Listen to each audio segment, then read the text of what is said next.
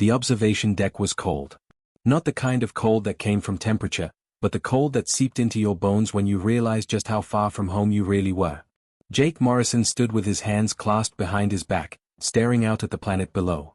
Kepler 442b. A world that had been abandoned for over 12,000 years, according to the Galactic Council's records. And somewhere on its surface sat a vault that nobody could open. Behind him, the door hissed open. Jake didn't need to turn around to know who it was.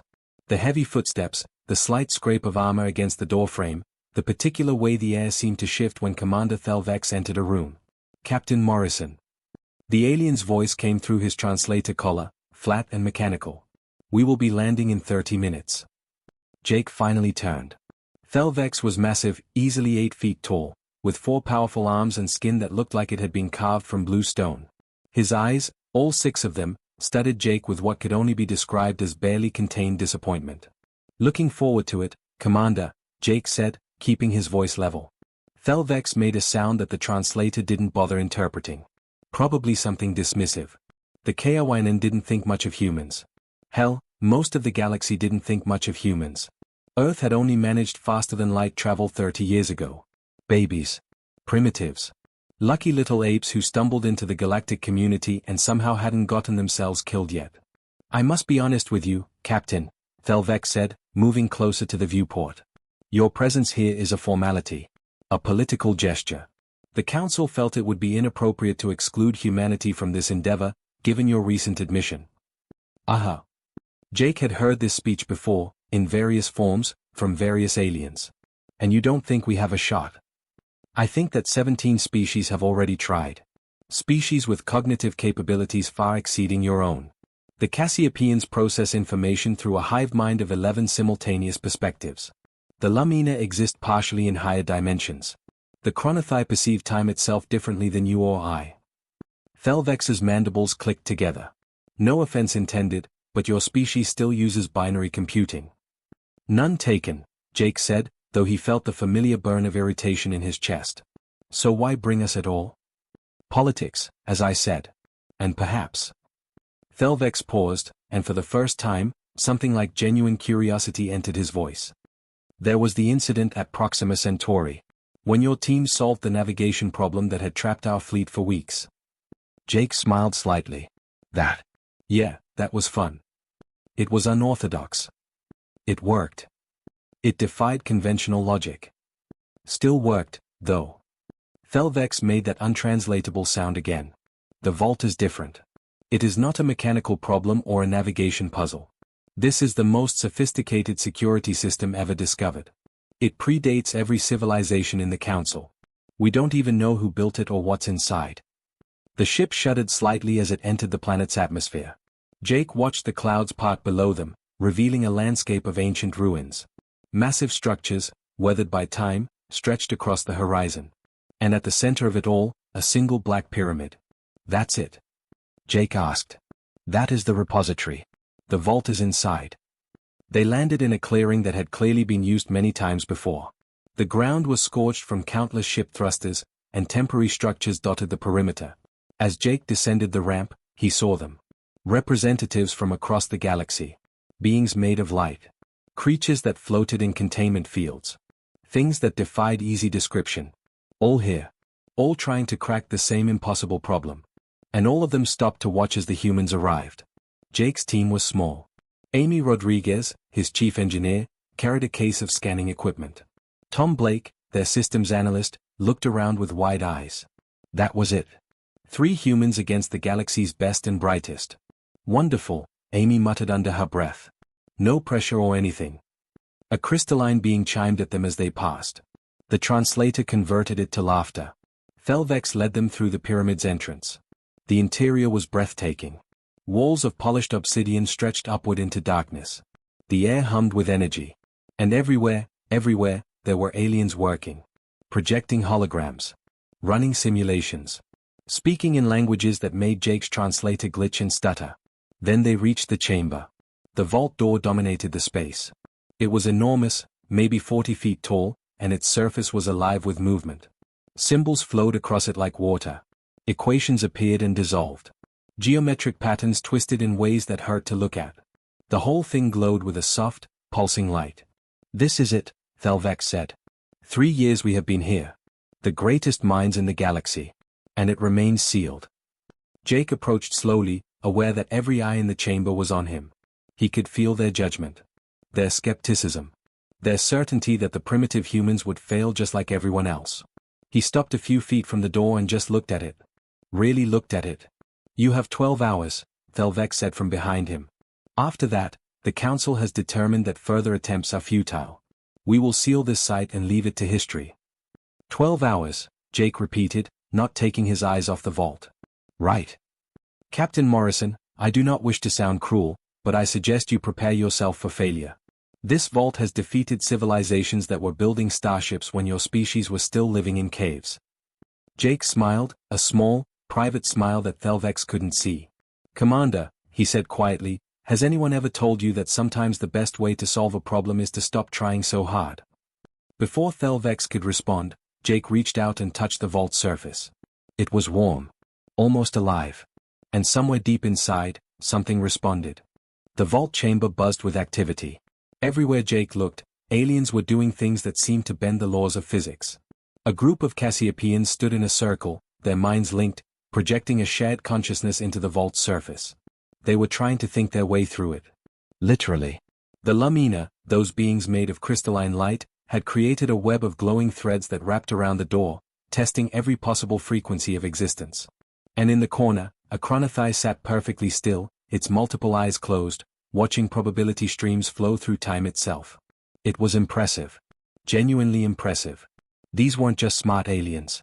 These were beings whose entire species had evolved beyond what humans could easily comprehend. And yet the door stayed closed. Jake stood there for maybe 5 minutes, just watching. Amy had already started unpacking their equipment. Portable scanners. Electromagnetic readers. A laptop that looked embarrassingly primitive compared to the holographic displays floating everywhere else. Tom was taking notes on an actual paper pad, which drew curious stares from several nearby aliens. "Captain Morrison," Thelvex's voice cut through the noise. "Your time is beginning. I suggest you start your analysis." "Yeah, about that," Jake said, still not moving toward the door. "Can I ask you something?" Thelvex's mandibles twitched. "Annoyance, probably. What is it? What was this place?" Jake gestured around at the chamber. "I mean, before it was a vault. What did people do here?" The question clearly caught Thelvex off guard. We do not know. It is irrelevant too." "Is it though?" Jake started walking, but not toward the vault. He moved along the chamber's perimeter, running his hand along the wall. "Because this room is huge. Way bigger than it needs to be for just a door. And look at these walls. They are polished. Decorated. This wasn't a storage facility." "Captain, I fail to see how architectural speculation helps us breach." "Tom, you getting this?" Jake called out. "Yeah, boss." Tom was already sketching the room's layout. These alcoves along the walls. They're evenly spaced. Almost like, I don't know, maybe stations? Or display cases. A nearby Lamina chimed something that translated as irritation. They had work to do. Important work. And the humans were sightseeing. Amy knelt near the base of the vault, not looking at the door itself but at the floor. "Jake, come look at this." Jake crossed over, ignoring Thelvex's increasingly obvious frustration. The floor in front of the vault wasn't smooth. It was worn. Grooves had been carved into the stone by countless feet standing in the same spot, over and over, for what must have been centuries. "Footprints," Amy said quietly. "A lot of them." "People stood here," Jake said, tracing the pattern with his finger. "Often. Regularly. Captain Morrison, this is a waste of time." Thelvex's voice rose, finally losing its diplomatic edge. "The Cassiopeians have been analyzing the quantum encryption for months. The Lumina have mapped every dimensional frequency. We have time-sensitive probability models running constantly. And you are examining the floor?" Jake stood up slowly, meeting the commander's gaze. "Yeah. I am. Because here's what I'm wondering. You said this vault predates all of your civilizations, right?" "Correct. And nobody knows who built it or why." "That is also correct. So why are you all so sure you know how to open it?" The chamber went quiet. Even the Cassiopeians' mental humming seemed to pause. Several aliens turned to look at the strange human who had just questioned the entire approach of the galaxy's greatest minds. Thelvex's eyes narrowed. All 6 of them. We are using advanced theoretical principles. Mathematics that your species has not even discovered yet. We are approaching this scientifically, methodically. You're approaching it like a lock, Jake interrupted. Like a safe someone's trying to rob. But what if it's not that? What if the people who built this didn't think like that? Then how did they think, Captain? Thelvex's voice dripped with condescension. Please, enlighten us with your primitive wisdom. Jake didn't rise to the bait. Instead, he pointed at the worn grooves on the floor. They thought like people who came here regularly. People who stood in that exact spot so many times that they wore down solid stone. That's not the behavior of thieves or conquerors. That's pilgrims. Visitors. People who were supposed to be here. So your theory is what? A Cassiopean spoke, its voice echoing from all 11 members simultaneously. That we should simply ask nicely? A ripple of laughter moved through the assembled scientists. The translator converted it from a dozen different languages, but the meaning was clear. The human was out of his depth. Amy stood up, brushing dust off her knees. Jake, I pulled the geological surveys. This site? It's older than they thought. By a lot. And the pyramid structure, it matches architectural patterns of temples, not military installations. Temple, Jake repeated, feeling pieces click together in his mind. Tom, can you access the historical database? Already on it, Tom said, fingers flying across his laptop. There's not much, but, yeah, here. References in scattered texts. This wasn't called a repository by the original inhabitants. The word translates closer to sanctuary. A sanctuary with a lock, Thelvex said flatly. Your point? My point, Jake said, walking back toward the vault door, is that everyone here is trying to break in. You're all treating this like an enemy fortification. But sanctuaries aren't designed to keep everyone out. They're designed to keep the wrong people out while letting the right people in. And you believe you are the right people. A Chronothai spoke, its voice like wind chimes. You, who only yesterday achieved space travel. Jake stopped in front of the vault, staring up at the massive door with its flowing equations and shifting symbols. I don't know. Maybe not. But I think maybe we're asking the wrong questions.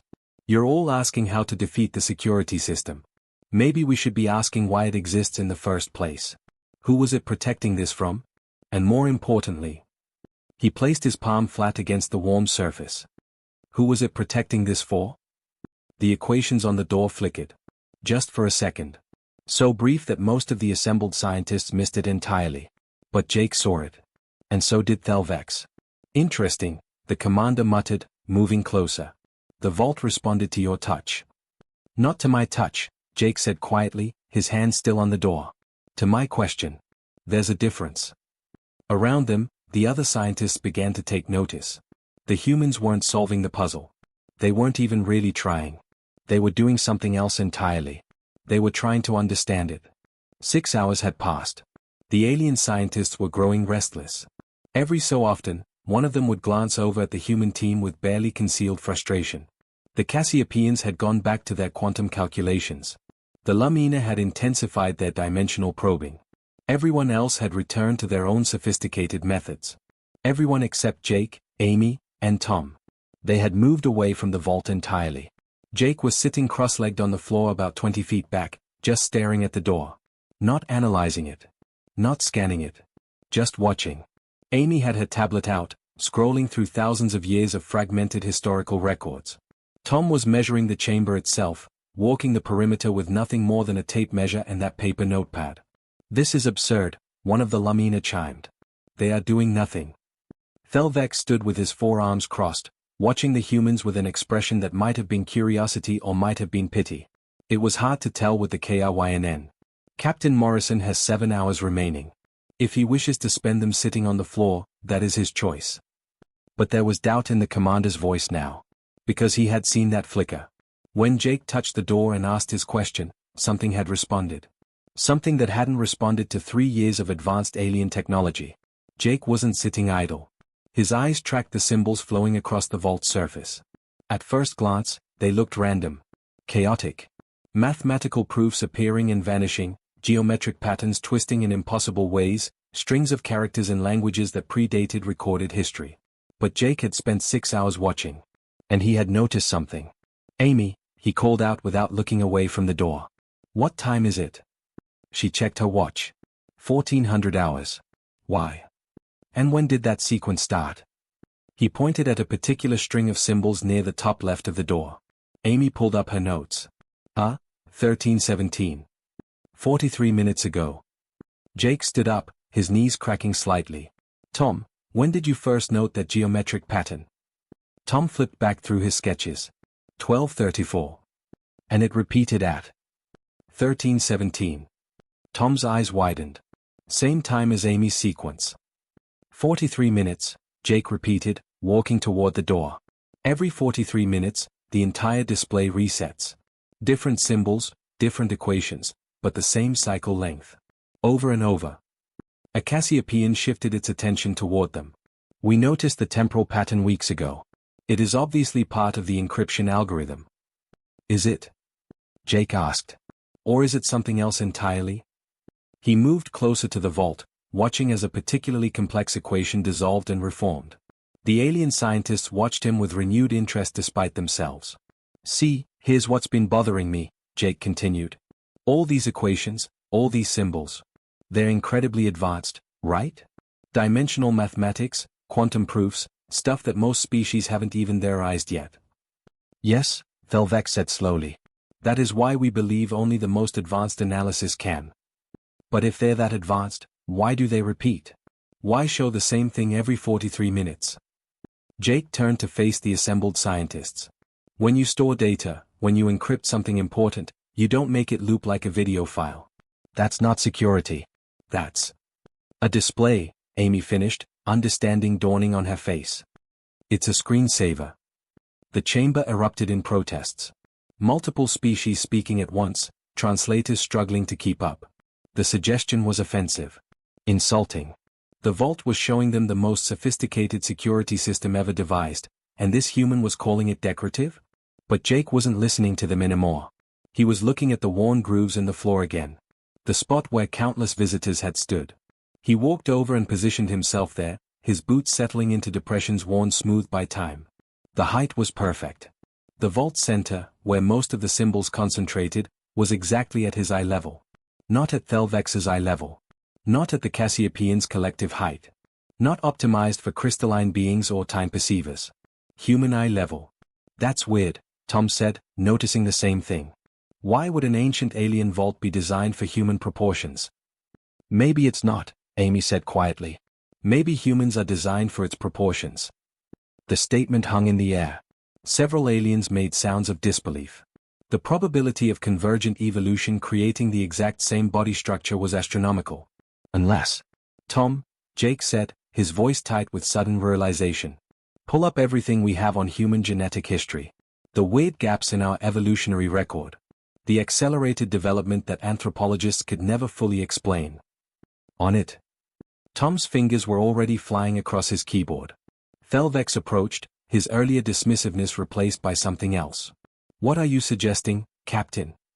"I'm not suggesting anything yet. But look at this." Jake pointed at the door's surface, then at the walls of the chamber. "Amy, those alcoves you found. What did you say they looked like?" "Display cases. Or maybe ceremonial stations. The spacing matches patterns we've seen in human temples back on Earth. Specifically, really old ones. Neolithic sites. Places that predate organized civilization." "And this writing," Jake continued, gesturing at the flowing symbols. "We assumed it was alien because we couldn't read it. But what if we're asking the wrong question again? What if the issue isn't that it's too alien, but that it's too old?" A lumina drifted closer, its crystalline form refracting light across the chamber. "You believe this vault was built by proto-humans? That is genetically impossible. Your species evolved on Earth, and Earth alone." "Yeah, that's what we always thought," Jake said. "But we also thought we were alone in the universe until 30 years ago. We've been wrong before." He turned back to the vault, studying the symbols with fresh eyes. Not trying to solve them as equations. Not trying to crack them as code. Just trying to read them as what they might actually be. Language. Old language. The kind of language that existed before grammar, before syntax, before the rules that made translation possible. Pure symbolic communication. And there, right in the center of the door, repeated every 43 minutes like clockwork, was a symbol that made Jake's breath catch. It looked like a hand. An open palm. 5 fingers spread wide.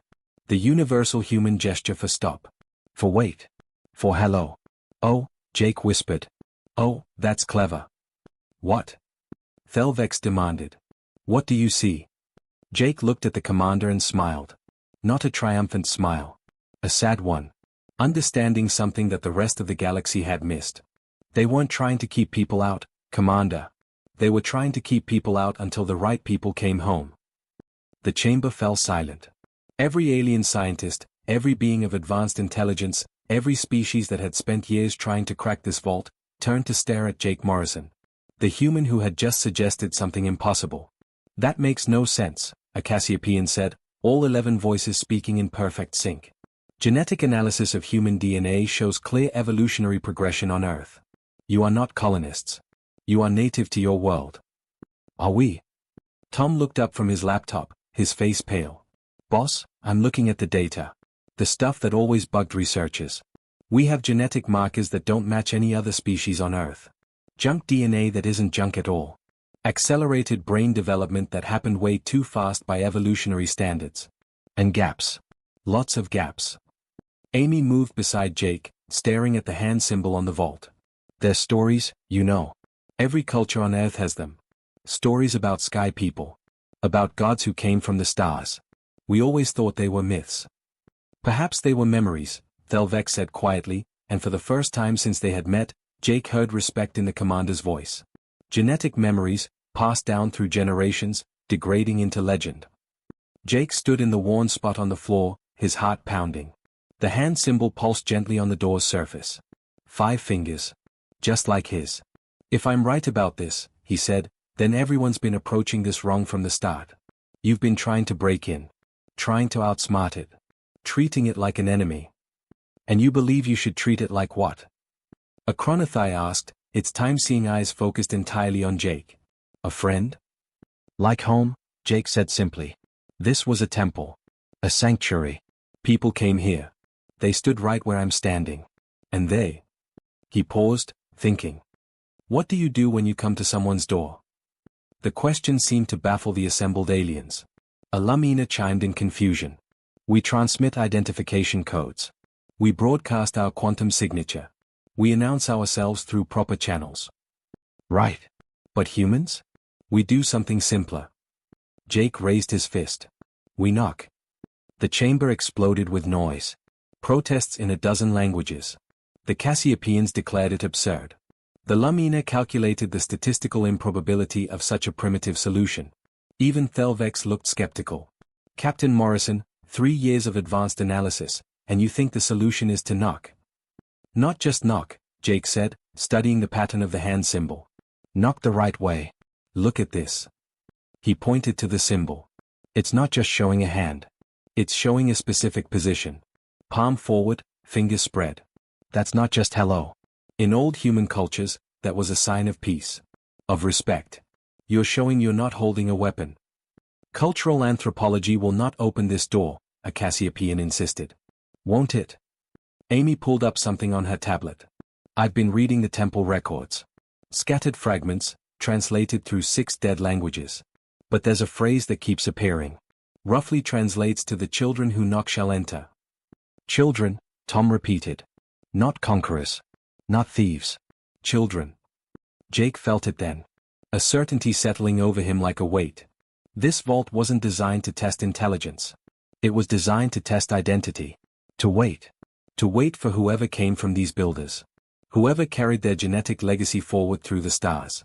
I'm going to try something, Jake said. Everyone might want to step back. Captain, if you are wrong. Then nothing happens and we've wasted 10 seconds. But if I'm right. Jake didn't finish the sentence. He positioned himself squarely in the worn grooves, facing the vault door. His hand raised. Formed a fist. And he knocked. 3 times. Slow. Deliberate. The sound echoed through the chamber like thunder. For a moment, nothing happened. The alien scientists exchanged glances. A few started to turn away, disappointment evident in their body language. Another human failure. Another primitive guess. Then the vault's surface rippled. The flowing equations stopped. The geometric patterns froze. Every symbol, every character, every mathematical proof that had been cycling for 3 solid years simply vanished. The door's surface went dark. Completely dark. And in that darkness, something glowed. A scanner. But not like any scanner Jake had ever seen. It didn't emit light or radiation. It felt like something else. Like it was reading deeper than flesh and bone. Reading history written in his cells. "It's scanning him," Amy whispered. "DNA analysis. Molecular level." The glow intensified, washing over Jake in waves. He felt it in his teeth. In his bones. A tingling sensation that ran through his entire body, comparing, analyzing, matching patterns against templates that were 12,000 years old. Thelvex moved forward, all 6 eyes wide. Impossible. It is recognizing him. Because it was. The scanner wasn't rejecting Jake as foreign. It was welcoming him as familiar. Finding markers in his genetic code that matched the builders. Not perfectly. Not completely. Millions of years of evolution had seen to that. But enough. Enough to prove kinship. The hand symbol reappeared on the door, but now it was surrounded by text. Ancient text. Proto-language that predated even the oldest human civilizations. But Jake could understand it. Not with his mind. With something deeper. Welcome home. A sound filled the chamber. Not mechanical. Not the grinding of gears or the hiss of hydraulics. It was almost organic. A sigh. Like the vault itself had been holding its breath for thousands of years, waiting for this exact moment. The door began to open. Not with violence or force. It simply divided down the middle, 2 massive sections sliding apart as smoothly as if they'd been oiled yesterday. Light spilled out from inside. Warm light. Golden light. The kind of light that felt like sunrise after a long night. Alarms should have been blaring. Security systems should have activated. But there was only silence. Peaceful silence. Because this wasn't a breach. It was a homecoming. Jake stood there, his hand still raised, his heart pounding so hard he could hear it in his ears. Behind him, the greatest minds in the galaxy stood frozen in shock. They had thrown everything at this vault. Every technology. Every theory.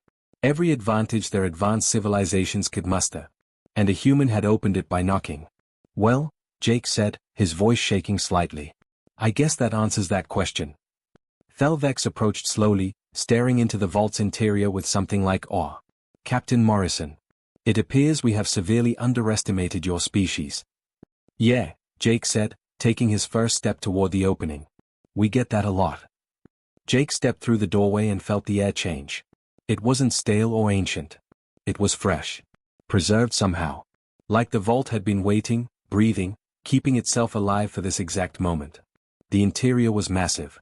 Far larger than the pyramid above should have been able to contain. The walls stretched upward into darkness, lined with what looked like shelves. Thousands of them. Millions, maybe. Each one holding something. Data crystals. Physical books bound in materials that shimmered.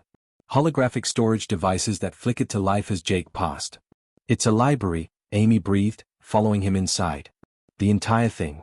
It's all knowledge." Tom was already scanning everything, his hands shaking with excitement. "This is, boss, this is everything. Science. History. Technology. Art. It's an entire civilization's worth of information." Behind them, the alien scientists poured in, their earlier skepticism forgotten. Even the Cassiopeians, who rarely showed emotion, were humming with what could only be described as wonder.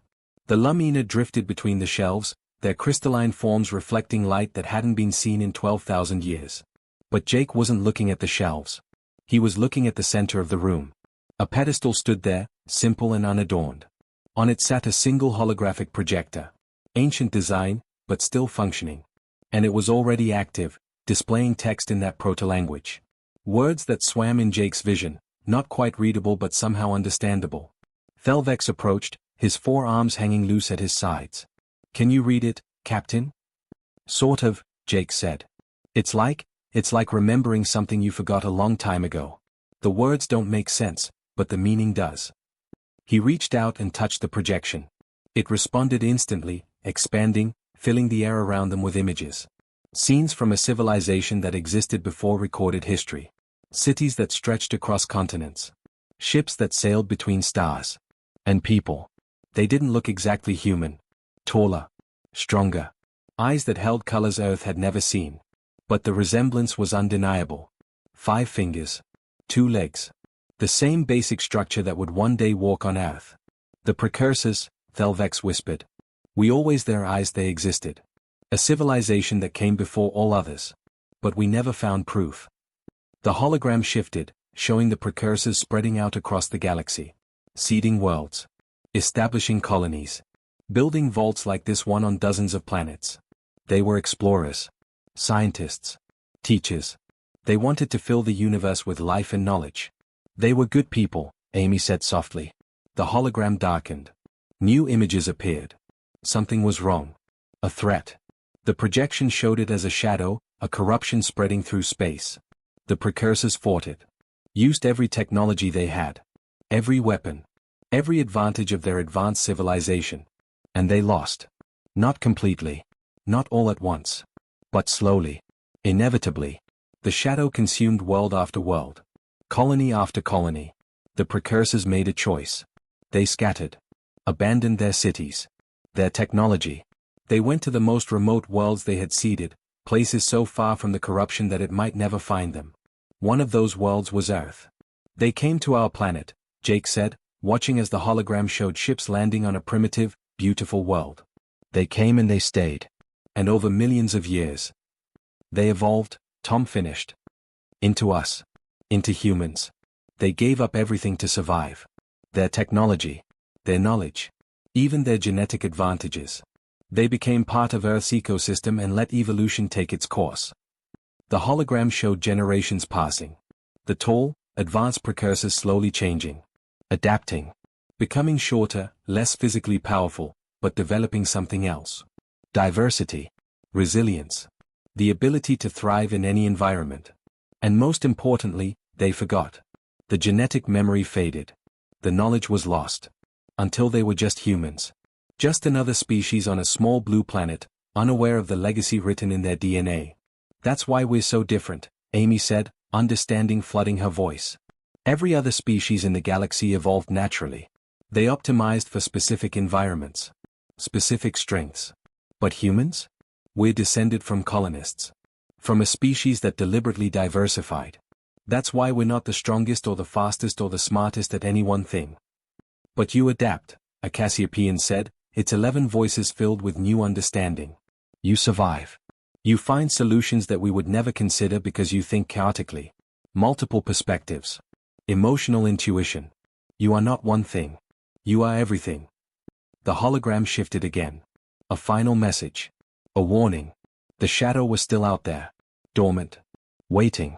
The precursors had bought time, not victory. And when it returned, it would bring an end that no single species could prevent. Unless. The message was clear. The vault wasn't just a library. It was a hope. A gamble. That one day, whoever came from the precursors would return. Would find this place. Would remember. And more importantly, would be different enough, changed enough by time and evolution, to succeed where their ancestors failed. They left this for us, Jake said quietly. Not instructions. Not weapons. Knowledge. The choice of what to do with it. Thelvex was silent for a long moment. Then he did something Jake had never seen a KRYNN do. He knelt. All 4 arms crossed over his chest in a gesture of respect. Captain Morrison. On behalf of the Galactic Council, I apologize. We brought you here expecting failure. Expecting to prove human inadequacy. His 6 eyes met Jake's too. Instead, you have proven that we know nothing about inadequacy. Or potential. Around them, other species were making similar gestures. The proud Cassiopeians bowing their collective consciousness. The Lumina dimming their light in reverence. Even the Chronothai, who existed partially outside time, acknowledged the moment's weight. So what happens now? Tom asked. Jake looked at the library surrounding them. Thousands of years of knowledge. Technology that could revolutionize the galaxy. Warnings about threats that could end everything. And sitting in the middle of it all, 3 humans who just wanted to do their jobs. Now. Jake said, a smile crossing his face. Now we get to work. We share this. All of it. With everyone. Because that's what the precursors wanted. Not for humans to be special. Not for us to rule. But for us to teach. To diversify. To bring our chaos and emotion and weird human logic to problems that pure rationality can't solve. Together, Thelvex said, standing. We proceed together. Yeah, Jake agreed, placing his hand on the commander's shoulder. Together. That's very human of you, Commander. For the first time since they met, Thelvex laughed. A real laugh, not filtered through translation. Perhaps, Captain, we all need to be a little more human. Outside, the sun was setting on Kepler 442b. Inside the vault, the first true alliance in galactic history was being born. Not between governments or species. But between minds. Between the advanced and the primitive. Between those who had always known they belonged in the stars, and those who had finally come home. The shadow was still out there. The threat remained. But for the first time in 12,000 years, there was hope. Because humanity had knocked. And the universe had answered.